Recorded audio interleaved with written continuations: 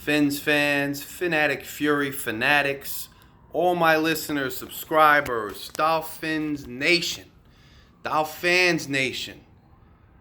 I'm sorry I didn't get a video to you on Sunday. I still didn't get a video to you on Monday. It's a disgrace. It's unacceptable. It really is not supposed to happen. But as you can see, I got the Christmas lights in the background out here in Jersey. I'm out here being very festive. I did a little decoration, but I just had a crazy holiday weekend. A crazy Thanksgiving. And, it was great. I had a lot going on. I saw a lot of friends. I saw a ton of family. I watched our Miami Dolphins defeat and completely dismantle Carolina. I watched them eat Cam Newton alive. I had a great weekend, but it just, with everything going on, and I was at work, and I got these events this week, charity events, and all those other things, I just wasn't able to get to the video the way I'd like to, the way you guys expect, and I apologize for that, but I just wanted to talk to you really quick and say, look, remember a couple weeks ago I said we really just might have a chance to get to 500, guys, and we're 2 games away from that, and those 2 games are against the Giants and the Jets, 2 teams that really have been not very good this year. Now, they both won last week, and it was crazy. It was like a miracle before Christmas. But they haven't been good. And we have a real, which is crazy. But it's a shame. It's a shame because had we just beat like the Jags, had we beat just Atlanta or some other team in the beginning of the season, had we just won one of these other games that we thought we could have won, like imagine the difference in the season. Like even if we get to 500 now, which is still going to be hard, I don't care who you're playing, any given Sunday, anybody could win. You never know if we have an off day, if they have a great day, whatever. But, if we had just won a couple of those games earlier in the year, I mean, we could really be in the playoff hunt right now. I'm not saying we're not mathematically, we're still in it, but the fact is, the AFC's got a lot of teams that are above 500 that look like they could qualify for the playoffs, so it's still going to be a long shot. But nonetheless, it's great to see our team do this well. As I've been saying since the defense picked it up and started playing this pressure defense, the defense has been awesome. How about Jalen Phillips? Jalen Phillips has been a beast. I saw on the Big O show, and Big O, I got some issues with some of his premises, we'll get to that in a minute. But hey, I saw on the Big O show that he has more sacks already in his rookie year, and he's still got 5 games left, than Jason Taylor had in his rookie year all year. If that's true, that's crazy. The kid is coming out, and you got to give people some time. And it looks like, for all the nonsense that Grier got, for all the flack that Grier got, and it was deserved, right? And every week things change, right? So at the end of the season is when we really evaluate it. We had a rough first half of the season. We're having a better kind of mid-swing, third quarter type of part of the season. The last quarter of the season is going to tell us things too. We're not going to evaluate everything and be able to evaluate everything until the end of the year. So, anything that we say positive or negative right now is a little premature, but it's great to see. It's great to see these players starting to develop and starting to put on the field and on tape what we thought we had when we drafted them. It's just beautiful. Now, the big elephant in the room, what everybody wants to talk about, Tua Tagovailoa. Let's talk about him. I mean, I said a couple weeks ago that he had a good game. He had another good game this week. I mean, he's playing good. Tua Tagovailoa is playing at a high level. He's playing at a high level. This is how we thought he could be able to play. He's efficient. He's gotten the ball downfield. Not so much this game, but he got it downfield in the Jets game to Matt Collins. Now he got it to Jalen Waddle. And some of the throws, guys, the throw into the end zone, the first touchdown pass to Waddle, I mean, that was a great throw. The only throw I saw similar to that last week was last night when Russell Wilson snuck it in there to the end zone. I mean, that was a laser throw. His throws are connecting with anticipatory accuracy. And when I say anticipatory accuracy, what I mean is he is doing what, and I'm not comparing him to Tom Brady, I'm not saying, but like what Tom Brady used to do. He would have like what you would call, except for when he had Randy Moss that one season. Every other season he had like a dink and dunk offense, you might call it, a dink and dunk offense. But what that entailed was he would put the ball in positions for receivers to catch it in stride in the correct routes, in the correct attacking the correct defenses, which would enable his receivers to catch the ball and then get yards downfield, yards after the catch, and continue to move the chains. We are seeing Tua Tagovailoa do just that right now, and it's very, very, very, very promising. Tua is looking the part more and more every week, and that's encouraging. Now, on the Big O show, he said, people got to eat crow, they got to eat it raw, and they're so wrong, and they're stupid, they don't have a brain. And fact is, couple games versus a couple games at the beginning of the year, we still got issues. Now, a lot of people are trying to say, well, this is Tua's 16 games, right? A lot of people, the narrative out there is Tua just reached 16 games, therefore this is his first season, and now we have to look at the 16 games he's played in as one season and judge him like those 16 games are his rookie season. Well, we can kind of do that and say, okay, he's had enough games to actually play. Now we have a good critical mass of stats, but saying that this is his first season, his rookie season, is bullshit. So let's not do that, right? He had 2 seasons. He's not a rookie. His rookie season, he didn't play till halfway through the season. He got yanked a couple times. His second season, this season, the only reason he just got to 16 games is because he was hurt for a good portion of this season. So Tua's looking really good, and I'm really excited about how he's playing. But if one of the main issues is his durability and his ability to stay on the field, you can't just ignore all the games he was injured in and say, well, this is finally his first season because it's 16 games. No, he had a season, then he had a second season where he has been out of the games for a good portion of the season, and a critical portion of the season where arguably, even though at the time I still think and still thought that Brissett was playing at the same level, at this point you have to look at Tua the last few games and say, Larry, maybe you were wrong, and maybe I was wrong, and maybe Brissett wasn't giving us the same thing as Tua, and maybe if Tua had stayed healthy, we would have won more games. So you can't operate on the premise that this is his first season. That's just, it's not accurate. It's not true. It's not his first season. You can't do that. But statistically, if this had been his first season, his first 16 games, statistically, Tua is looking good. Like, if you look at all of his stats, you look at the way he's playing, and more importantly, I think, we can say he's got durability issues, and he does. But more important than his durability issues is just looking at his development, because we can't ignore, while we can't ignore he's had durability issues, we also can't ignore that he hasn't had as much playing time because he didn't get right on the field his rookie year. He got yanked his rookie year, and his first true year as the starter this year, he did have issues where he was out of the game. So now he's finally seen more game action. And as he's seen more game action, he has, in fact, improved. And he has, in fact, developed. And if you do compare his first 16 games, so forget saying his rookie season, it's not, but you could still say his first 16 games, that's accurate. His first 16 starts, that's accurate. And if you compare that to other former really good quarterbacks like Drew Brees, Tom Brady, Peyton Manning, his stats look good. Tua looks the part. And like, one of the things I've been saying to you, I know TD's been saying it, I know a lot of other people have been saying, like, we don't give our analysis, we don't give you our opinions on the team and just with the sole purpose of just being right all the time and saying we're right and claiming we're right. We give our opinions objectively and honestly based on what we see, because we're not going to lie to you. Otherwise, why would you subscribe to us? And if you haven't subscribed, please smash the subscribe button. Please share the videos if you like them, even though I'm in a tie in front of a city skyline with Christmas lights instead of an aqua and orange. I mean, whatever. I got orange hair. There you go. But share it and subscribe. But we tell you things because we're honest. And I wasn't the hugest supporter or believer that Tua's skill set was going to translate great. And I still think he has durability issues. And we still got to see how the rest of the season plays out. But I am happy, contrary to popular belief, I am happy that Tua is doing great the last few weeks. And I am happy that he's proven me wrong.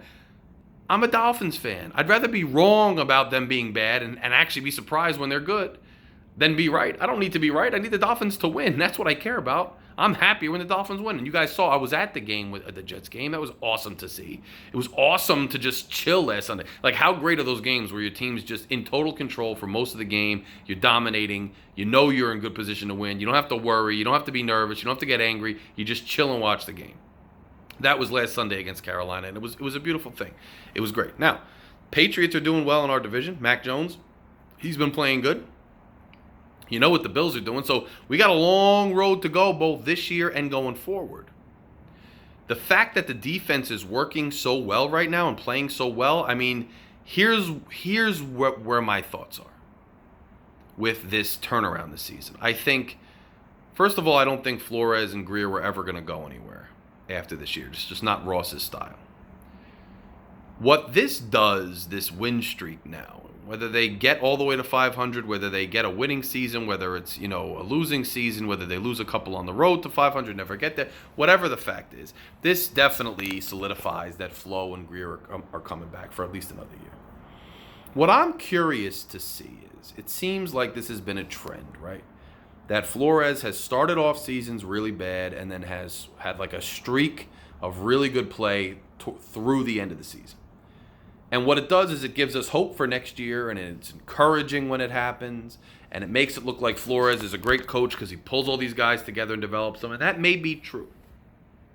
What I'm interested to see in that vein is, you start off as the coach in a rebuild. You get rid of all the talent, you bring in a bunch of your guys, and you bring in a bunch of young guys, and it takes time for them to gel. It takes time for them to buy into your system. It takes time for you to figure out how to use their strengths. And by the time it happens, you hit your stride. It happened the first year. Last year, it was a little earlier that it happened. But you had fits, and then it was weird with Tua, and then you wound up with a winning record, but not enough to make the playoffs. This year, you got rid of all the veterans, which I've said from the beginning was a big mistake. You got rid of all the veterans, so you started off again really slow, really terrible, and then you find your stride. I think offensive coordinator has something to do with it. I think getting rid of all the veterans and relying on rookies who didn't hit their stride till midway through the season has something to do with it. I think not using the proper defense. I think not playing the right schematic defense halfway through the beginning of the season is a big problem. That's on Flores. What I want to see now is, okay, you told us the first year that we're going to be bad the first half of the year because we're rebuilding. Okay. Then you rebuilt, but then you wanted to purge it again, and you wanted to almost rebuild it again. You wanted to get rid of the veterans again. Okay. Now we went through the growing pains at the beginning of this year, and now we're hitting our stride again. What are you going to do? What are they going to do, Grier and Flores? What are you going to do for next year? Because we can't start off 1-7, 0-5, whatever it is. We can't start off like that again next year and expect to just have a run at the end of the year and everybody sing everybody's praises even though we missed the playoffs again. We got to stop with that. So what do? I want to see, do they go out and do they bring in some veteran pieces that they're going to need, like on the O-line? Do they just spend all their draft capital on O-line, receiver? Do they draft a running back? What do they do in free agency, and what do they do in the draft to keep the momentum going? We can't start the same way next year. Don't purge all your veterans this year. So I already hear people talking about, they're going to trade X or they're going to trade Jones. Don't do it. You have two good cover corners. One's a really good cover corner. The other is a turnover machine, which comes in handy. Don't get rid of one of them because you can get a draft pick for them, or you're going to shed some cap space. Don't knock us down again. You have momentum. Keep the band together. Go into next season with the right mentality. Go into it people say, keep that same energy. Sometimes you're talking to a girl. One of the things she says is, keep that same energy. Keep that same energy. Keep the same energy, Flores. Keep the same energy, Grier. Let's rock this energy all the way into the next year so we can actually have a playoff year. I'm curious to see what they do in the offseason to keep this momentum going, to continue Tua's development, and to bring in some guys that are going to help, but not shed too many of the guys that are developing the chemistry. The other thing I wonder about is Flores going to use this as an excuse to keep this offensive staff? I still think Flores needs to go out and bring in somebody who's a swagger, innovative, dominant personality in the offensive room to take control of the offense, to really put a lot more effort into Tua, to really design a system that plays to Tua's strengths, to really implement a game plan every week and implement, things every week that go to his strengths and a season philosophy. And just another brain and another set of eyes in the room. I really hope Flores does that on the offensive side of the ball. Something else to watch is no one ever said they're done with Deshaun Watson. So now that Tua's playing so much better, and again, look, we'll touch on this at the end of the year. But because we don't know now, right? Right now, Tua looks great. At the beginning of the year, he didn't look so great. He didn't look durable. Let's see. Does he get through the rest of the season healthy? And does he get through the rest of the season healthy and playing well?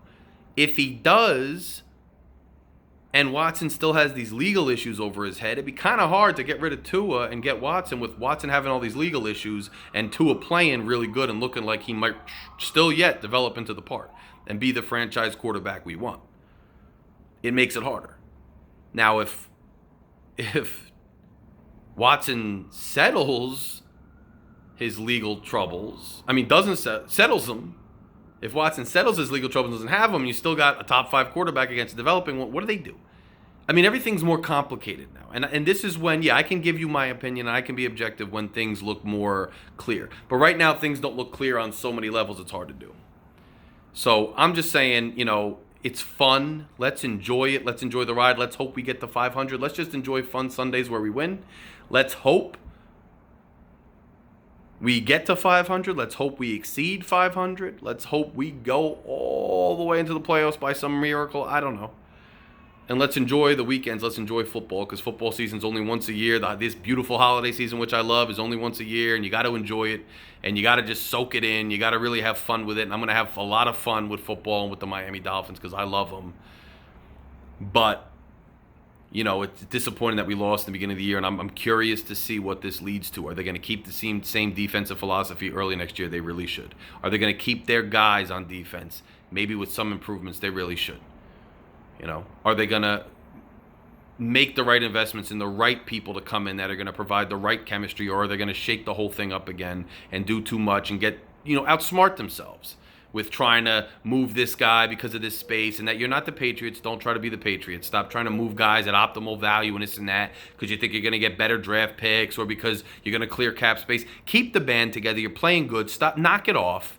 The guys finally got chemistry. Let's take this into next year because it's damn fun right now. It's a lot of fun right now to be a Miami Dolphins fan. Right now, it's a lot of fun, and I hope it continues. And you know what? If we win this week, then we get a whole bye during this holiday break, a bye to just chill at 6-7 with a big game against New York, the New York Jets, the rival New York Jets, to go to 500, which would change the entire dynamic of the entire season, which would be absolutely epic. So let's hope we get the W against the Giants. Let's hope Tua. I just want to see Tua light the world on fire. Like, he's been playing great.